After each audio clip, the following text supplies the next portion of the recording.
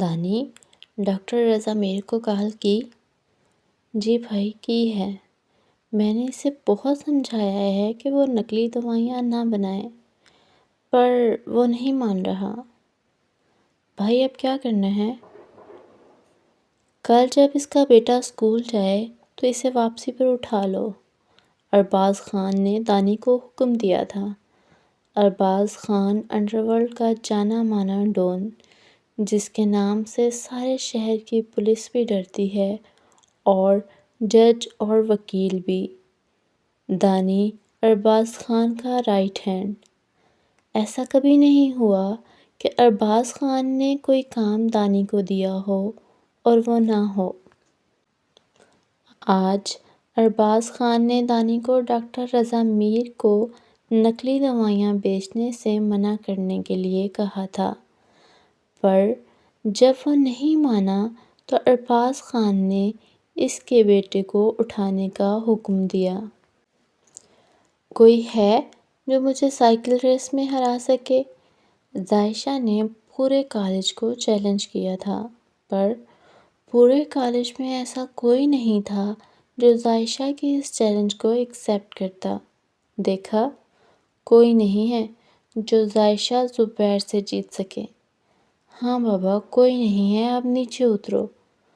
خالہ نے ظاہشہ کو ہاتھ سے پکڑ کر نیچے کھینچتے ہوئے کہا تھا، کیا مزہ آتا ہے تمہیں ہر دوسرے دن کالج کی دیوار پر چڑھ کر سب کو چیلنج کرنے میں؟ کیونکہ میں تمہاری طرح بورنگ لڑکی نہیں ہوں۔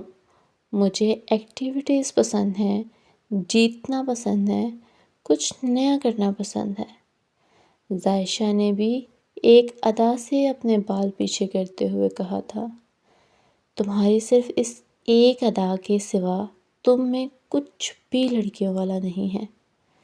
پتہ نہیں کیسی لڑکی ہو تم، سارے شوق تو لڑکوں والے ہیں۔ بولتی رہو تم، میں تو جا رہی ہوں کرکٹ کھیلنے۔ ظاہشہ خالہ کو بولتی چھوڑ خود کرکٹ کھیلنے چلی گئی۔ ظاہشہ پلیز بس کر دو، کتنا کھیلو گی؟ آنٹی نے کہا بھی تھا تمہیں کہ گھر جلدی آنا ہے۔ خالہ کے اتنا کہنے پر ظاہشہ کے دماغ کی بھی بتی جلی تھی۔ پاگل، پہلے کیوں نہیں بتایا؟ ماما تو آج جان ہی نکال دیں گی۔ اچھا اب میں چلتی ہوں، میرا بیگ گھر لے جانا۔ ظاہشہ سائیکل پہ بیٹھتی خالہ کو اپنے بیگ کا بولتی گھر کی طرف دوڑی تھی۔ چلو بھائی خالہ، اٹھاؤ بیگ۔ لڑکی کم لڑکے کو دوست بناؤ گی تو تمہارے ساتھ یہی ہوگا نا؟ خالہ بھی خود سے باتیں کرتی اس کے پیچھے نکلی تھی۔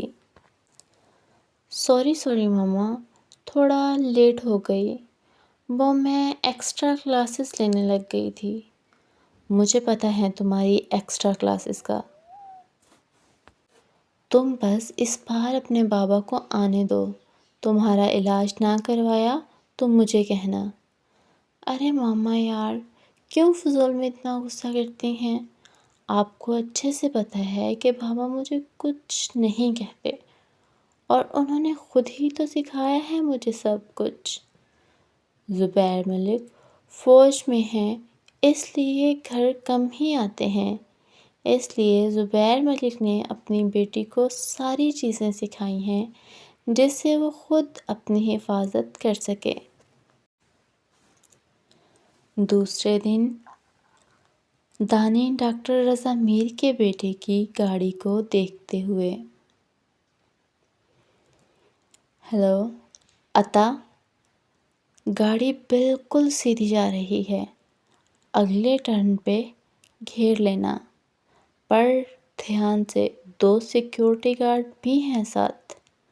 کہتے ہوئے دانی نے کال کاٹی تھی۔ ظاہشہ کہاں جا رہی ہو؟ خالہ مجھے سمجھ نہیں آتی تمہارا مسئلہ کیا ہے؟ لیٹ جاؤں تو بھی تمہیں مسئلہ، جلدی جاؤں تو بھی، کیونکہ میں جانتی ہوں تم اتنی سیدھی نہیں ہو کہ اتنے ٹائم سے گھر چلی جاؤ، اس لیے بتاؤ کہاں جا رہی ہو؟ بازار جا رہی ہوں، گول گپے کھانے کو بہت دل کر رہا ہے، چلو تمہیں بھی کھلاتی ہوں۔ نہیں، مجھے گھر ٹائم سے جانا ہے، اس لیے تم مجھے تو معاف ہی کرو۔ ارے یار، چلے جانا، میں کون سا تمہیں ہمیشہ کے لیے بازار رکھ لینا ہے۔ صرف بازار جائیں گے، گول گپے کھائیں گے اور سیدھا گھر۔ اب کیا سوچ رہی ہو؟ چلو بھی، ظاہشہ نے حالہ کا ہاتھ کھینچتے ہوئے کہا۔ ڈاکٹر رضا میر کے بیٹے کی گاڑی جیسے ہی اگلے ٹرن پر مڑنے لگی تو بہت ساری گاڑیوں نے ایک دم سے کار کو گھیر لیا۔ سیکیورٹی گارڈز کو مارنے کی ضرورت نہیں ہے، یہیں ہاتھ پاؤں باندھ کر گاڑی کے پاس پھینک دو، دانی نے فون پر عطا کو کہا تھا۔ عطا نے بچے کو اٹھایا، گاڑی میں ڈالا اور گارڈز اور ڈرائیور کو باندھ کر وہیں پھینک دیا۔ حالہ، وہ دیکھو، وہ کیا ہے؟ لگتا ہے کوئی انہیں مار کر پھینک کر گیا ہے، چلو دیکھتے ہیں۔ ظاہشہ، نہیں، ہم ان سب میں نہیں پڑ سکتے، چلو یہاں سے۔ کیا ہو گیا ہے حالہ؟ ایسے بیچاروں کو بندھا ہوا چھوڑ کر کیسے جا سکتے ہیں؟ ظاہشہ نے جلدی سے سب کو کھولا۔ کیا ہوا آپ سب کو؟ ایسے کس نے باندھا ہے؟ وہ ڈاکٹر صاحب کے بچے کو اٹھا کر لے گئے، ڈاکٹر صاحب کو بتانا ہوگا، ڈرائیور نے ڈرتے ہوئے بولا تھا۔ کس نے اٹھایا ہے بچے کو اور کہاں گئے ہیں؟ وہ اس طرف گئے ہیں۔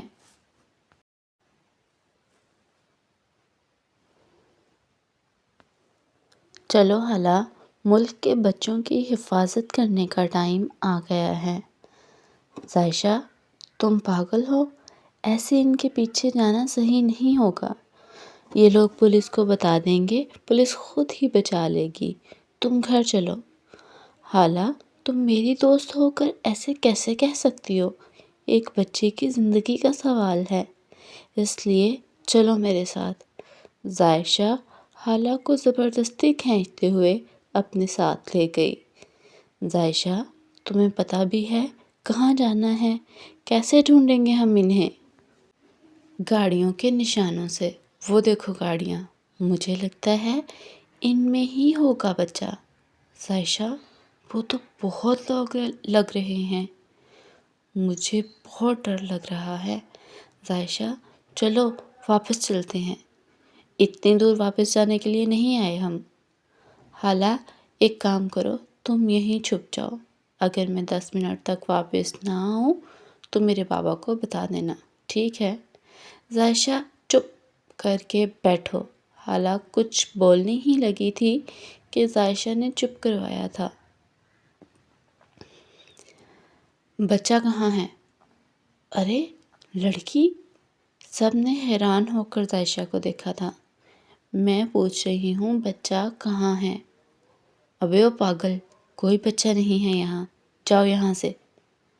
عطا اور عطا کے آدمیوں نے ظاہشہ کو گھورتے ہوئے کہا۔ میں آخری بار بول رہی ہوں، بچہ کہاں ہے؟ ظاہشہ فل فلمی اسٹائل میں بول رہی تھی۔ نہیں بتائیں گے تو کیا کرو گی؟ ظاہشہ نے اپنے فوم میں آتے ایک ایک کو دھونا شروع کر دیا۔ ان سب نے مل کر ظاہشہ کو روکنے کی کوشش کی، پر ظاہشہ نے ثابت کیا تھا کہ وہ ایک فوجی کی بیٹی ہے۔ سب کو مار کر ظاہشہ نے جھونپڑی نما کمرے سے بچے کو نکالا تھا۔ ظاہشہ بچے کو لے کر وہاں سے نکل گئی تھی۔ ہیلو بھائی، ایک لڑکی سب کو مار کر بچہ لے گئی ہے۔ کیا؟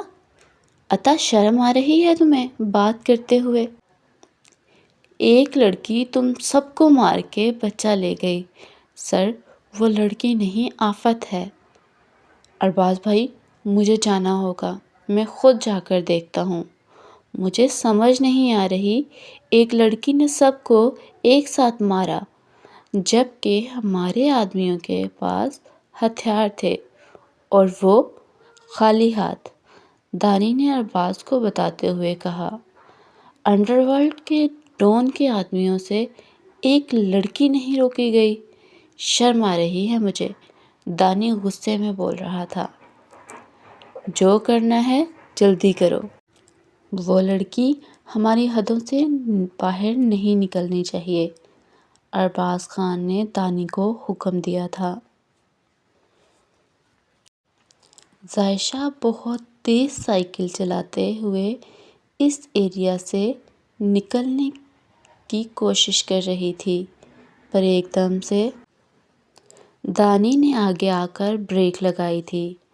ویسے تو شاید اسے کوئی نہ پکڑ پاتا، پر اب اس کی سائیکل پر آگے ڈاکٹر رضا میر کا بیٹا اور پیچھے حالہ تھی۔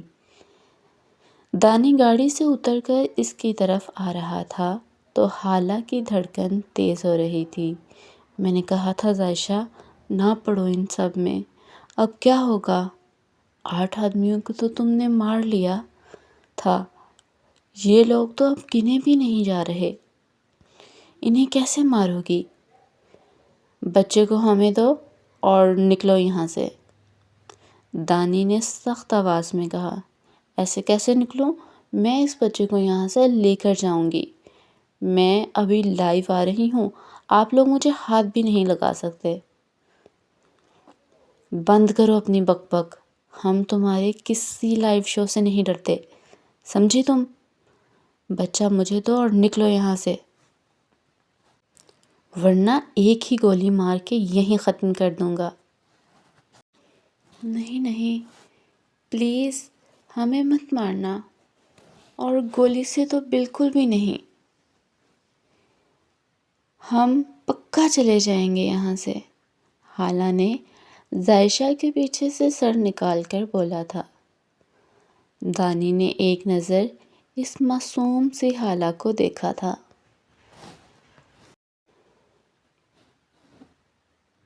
دانی نے بہت کوشش کی کہ ظاہشہ اور حالہ یہاں سے چلی جائیں، انہیں ڈرایا، پر وہ تو کسی بات کو ماننے کے لیے تیار ہی نہیں تھی۔ دیکھو، میں آخری دفعہ سمجھا رہا ہوں، چلی جاؤ یہاں سے، اور میں نے بھی کہا ہے کہ میں بچے کو لیے بغیر یہاں سے نہیں جاؤں گی۔ ایک بار حیرت تو دانی کو بھی ہوئی تھی کہ یہ کیسی لڑکی ہے جو اتنے لوگوں کو دیکھ کر بھی نہیں ڈر رہی۔ اسد ہاتھ پاؤں باندھ کر یہیں پھینک دو اسے، پھینکنا تو دور، کوئی ہاتھ تو لگا کر دکھائے۔ ظاہشہ بھی اپنی ٹون میں واپس آئی تھی۔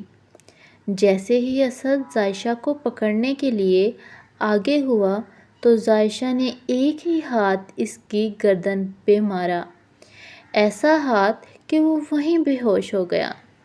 واو، آنٹی گڈ شاٹ! ڈاکٹر رضا میر کا بیٹا بھی فائٹ کو انجوائے کرنے لگا۔ 1 منٹ کے لیے تو دانی کو اپنی آنکھوں پر یقین ہی نہیں آیا، وہ کبھی اسد کو دیکھتا تو کبھی ظاہشہ کو۔ اسد وہ نیچے گرتا دیکھ دانی کے 3 آدمی ایک ساتھ آگے بڑھے، لیکن ظاہشہ نے ان تینوں کو بھی نازک جگہوں پر سے زخمی کر کے نیچے گرا دیا۔ دانی، جو گاڑی کے ساتھ ٹیک لگائے کھڑا تھا، سیدھا ہوا تھا۔ دانی نے آگے آتے ایک دم سے حالہ کو کھینچ کے اپنے قریب کیا تھا۔ دیکھو لڑکی، اب اگر تم نے میرے ایک آدمی کو بھی مارا تو میں اسے گولی مار دوں گا۔ ٹھیک ہے، نہیں مارتی، پر اسے چھوڑ دو، پہلے تم نیچے بیٹھو، دانی نے زمین کی طرف اشارہ کرتے ہوئے کہا۔ ٹھیک ہے، بیٹھتی ہوں، ہاتھ باندھو اس کے، دانی نے اپنے آدمی کو اشارہ کرتے ہوئے کہا، پر اب سب کو ظاہشہ کے پاس آتے ڈر لگ رہا تھا۔ دانی کے آدمی نے ڈرتے ڈرتے ظاہشہ کے ہاتھ باندھے تھے۔ اب میرے آنے تک ہلنا مت یہاں سے، دانی نے سائیڈ پر جا کر ارباز خان کو کال کی تھی۔ ہیلو ارباز بھائی، مجھے یہ لڑکی کوئی عام لڑکی نہیں لگ رہی، ضرور یہ کسی گینگ یا پھر فوج کا حصہ ہے۔ بچے کے ساتھ انہیں بھی لے آؤ۔ جی بھائی، ارباز سے بات کرتے ہی دانی نے ظائشہ کو گاڑی میں بیٹھنے کا کہا۔ ظائشہ تو آرام سے اٹھ کر گاڑی میں بیٹھ گئی، پر حالہ اونچی اونچی رونے لگ گئی۔ پلیز ہمیں چھوڑ دیں، ہم نے کچھ نہیں کیا، ہم پکا یہاں سے چلے جائیں گے۔ دانی نے ان دونوں لڑکیوں کو دیکھ کر اپنا سر پکڑا تھا۔ ایک پوری آفت تھی تو دوسری انتہا کی ڈرپوک۔ دانی نے حالہ کو چپ ہونے کو کہا، پر حالہ تو اور تیز ہو گئی۔ دیکھو، ویسے تو میں تمہیں کچھ نہیں کہوں گا، پر اب اگر تم اتنی اونچی روئی تو میں تمہیں گولی مار دوں گا۔ دانی کی دھمکی سن کر حالہ نے اپنی آواز کم کی تھی۔ بیٹھو اب گاڑی میں۔ حالہ ظائشہ کے ساتھ بیٹھنے لگی تو دانی نے ایک دم سے کہا، نہیں، اس کے ساتھ نہیں، تم وہاں آگے میرے ساتھ بیٹھو گی۔ دانی نے حالہ کو فرنٹ سیٹ پر اپنے ساتھ بٹھایا تھا اور ظائشہ اور ڈاکٹر کے بیٹے کو پیچھے۔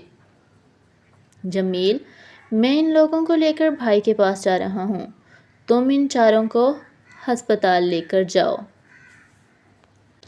دانی نے اپنے زمین پر گرے چاروں آدمیوں کی طرف دیکھتے ہوئے کہا۔ ظائشہ کچھ بولنے ہی لگی تھی کہ پلیز ظائشہ چپ کر کے بیٹھو، اگر تمہاری وجہ سے مجھے کچھ ہوا نا تو دیکھنا۔ حالہ نے روتے روتے ظائشہ کو چپ کروایا تھا۔ دانی کو حالہ کی اس بات پر ہنسی آئی تھی۔ اپنے اڈے پر پہنچتے دانی نے ظائشہ، حالہ اور بچے کو ایک کمرے میں بند کیا تھا اور خود ارباز خان سے ملنے چلا گیا۔ آؤ دانی، لے آئے ہو ان تینوں کو؟ جی بھائی، لے آیا ہوں، پر ہمیں جو کرنا ہے جلدی کرنا ہوگا۔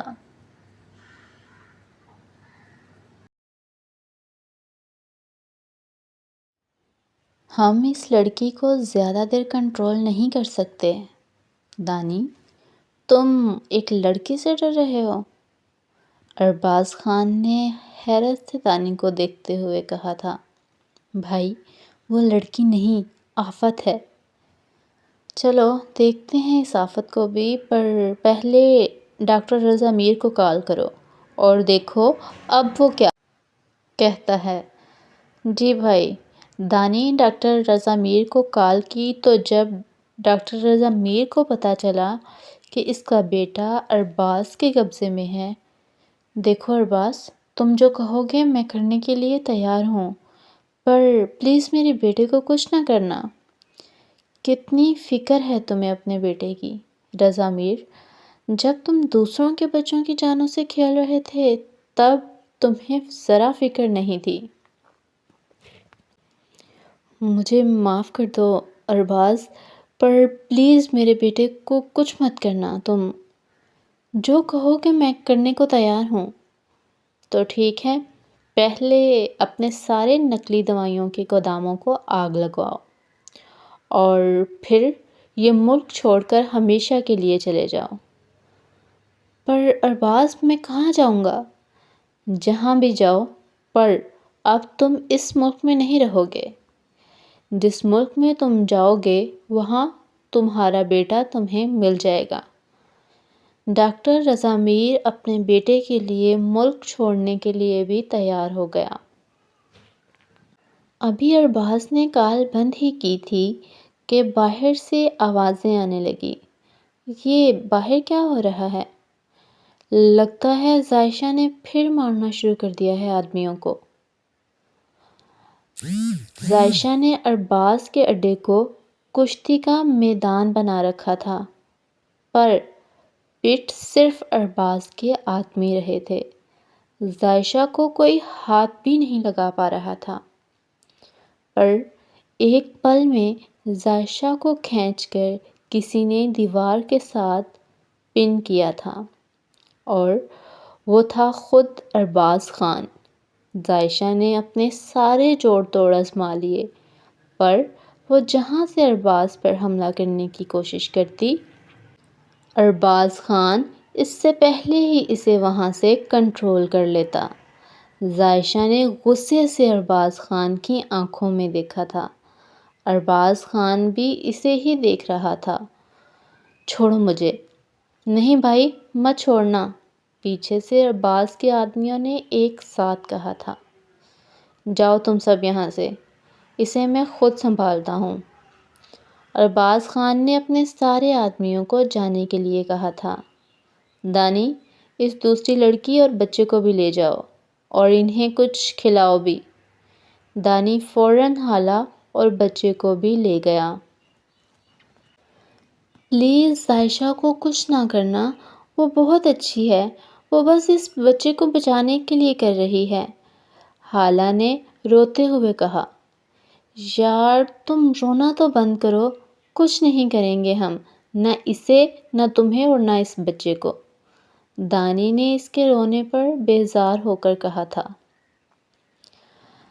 دیکھنے میں تو کافی نازک لگتی ہو، پر کافی طاقت ہے ان نازک کلائیوں میں۔ ایک بار چھوڑو، پھر بتاتی ہوں کہ کتنی طاقت ہے ان کلائیوں میں۔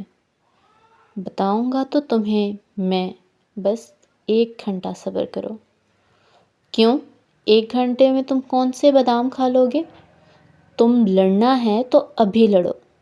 صحیح کہا، آج تو بادام کھا ہی لوں تو اچھا ہے، ارباز معنی خیز الفاظوں میں کہتا عائشہ کے بالوں کو پھونک سے اڑا گیا۔ دانی، مولوی کو بلاؤ، مجھے ابھی 1 گھنٹے میں نکاح کرنا ہے۔ ارباز نے دانی کو حکم دیتے فون کاٹا۔ نکاح کے نام پر عائشہ کا دل دھڑکا تھا۔ ارباز ایک ہاتھ سے کال کرتا، دوسرے ہاتھ سے عائشہ کو کنٹرول کیے ہوئے تھا۔ عائشہ نے ایک بار پھر ارباز خان پر حملہ کرنے کی کوشش کی تھی، پر ارباز نے بہت آرام سے عائشہ کے بازوؤں کو اس کی کمر پر پن کرتے عائشہ کے سینے کو اپنے سینے سے لگا لیا۔ جیسے ہی ارباز کی نظر اس کے دھڑکتے سینے پر پڑی، ابھی مت دکھاؤ مجھے کچھ بھی، 1 گھنٹے کے بعد آرام سے دیکھوں گا سب کچھ، ارباز نے عائشہ کے کان کے پاس ہو کر ہلکی سی آواز میں کہا۔ عائشہ کو اپنی گردن پر ارباز کی سانسیں محسوس ہوئی تھی تو عائشہ ایک دم سے سمٹ گئی۔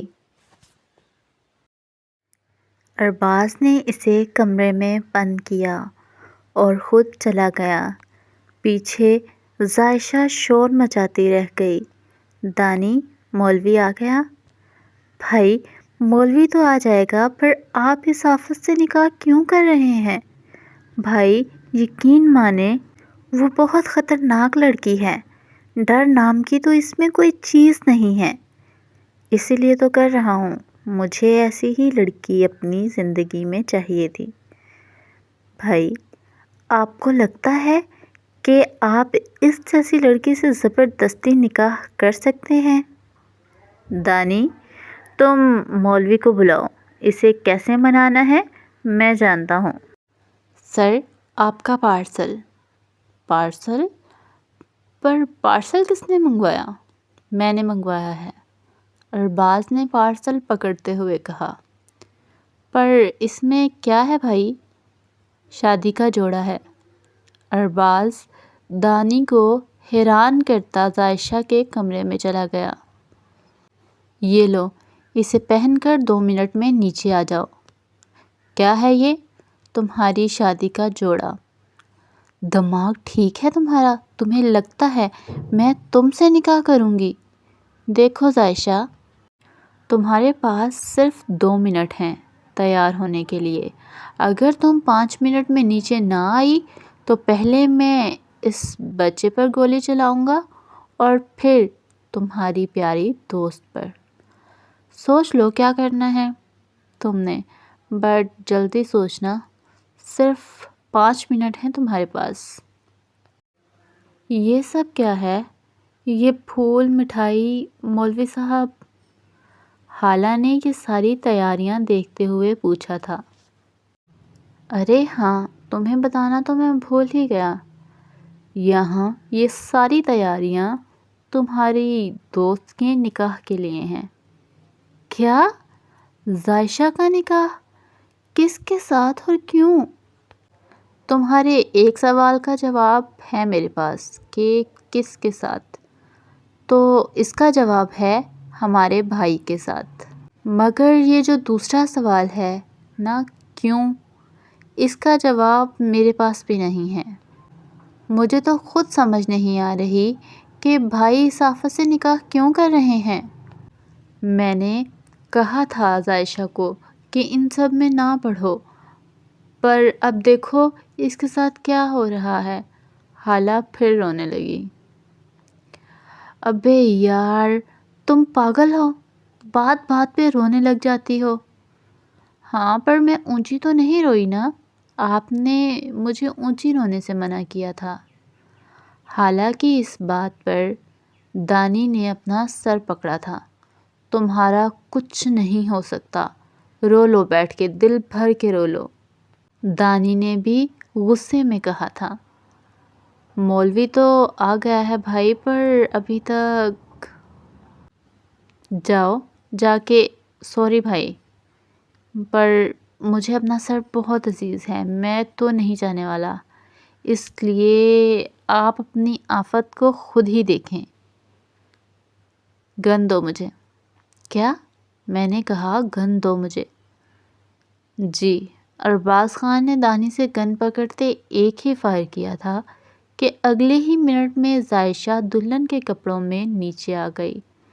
عائشہ کو دلہن کے سوٹ میں دیکھ کر جتنی حیرت خالہ کو ہوئی تھی، اتنی ہی دانی کو بھی ہوئی تھی کہ اتنی ٹیڑھی لڑکی اتنے آرام سے مان کیسے گئی۔ مولوی صاحب نے نکاح شروع کیا۔ نکاح کے درمیان جب مولوی صاحب نے ارباز خان سے پوچھا کہ ارباز خان، کیا آپ کو یہ نکاح قبول ہے، تو ارباز خان نے ایک نظر عائشہ کو دیکھا تھا۔